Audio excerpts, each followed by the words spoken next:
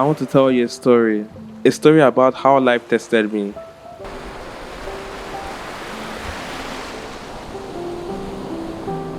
I was in high school when I learned that my dad was diagnosed with kidney failure. They had done so many dialysis, and I still remember visiting him at the hospital one holiday. When I stepped into the room, what I saw almost broke me. There were tubes extending from my dad's neck, and for a moment it seemed like time just stopped. I stepped outside the room and cried for a while. And after returning to school, all my prayers from that day on was that my dad should recover. I would cry during the worship sessions, fast and pray, hoping that he would be fine. I could not express what I was going through to people because of my fear that they would not understand. So I disconnected from a lot of them and activities in school.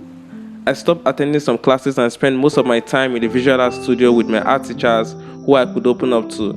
I was there often, drawing, painting, and making art. I spent most of my time drowning all the pain I felt in my craft. But it wasn't long before I realized that art was therapy for me. Art gave me hope. I realized that this talent I started developing a few months ago was not just a skill, but it became my friend, my therapy session where I could drop all the pain I carried inside of me. It was there that I felt peace and happiness, and it is what kept me going till my dad recovered and I finally graduated from high school. Few years later, I was studying French and education in university, and in my third year we traveled to Lomé, Togo for about 7 months. By this time, I had started photography 3 months prior to our journey in January 2019. And just 8 days after arriving at Lomé, I got a call from home that my dad had passed on. And shocked by what I just heard, I got back to my room silent, slept up and hoping that this was just a dream.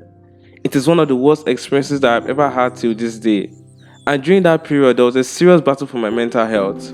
But in the coming days and months, I realized that what kept me sane was my Bible and the camera that I just purchased. Almost every single day, I would go to the streets of Lomé taking pictures of people and using every chance I got to express myself with my camera. Photography now became my friend during this battle for my mental health, and once again the gift of art has saved me and gave me hope in the most difficult situation. I am currently working on a project titled Niger Delta Stories, with the aim of reshaping the bad narrative the world has about the region by documenting the beauty of our land, our people, and our culture.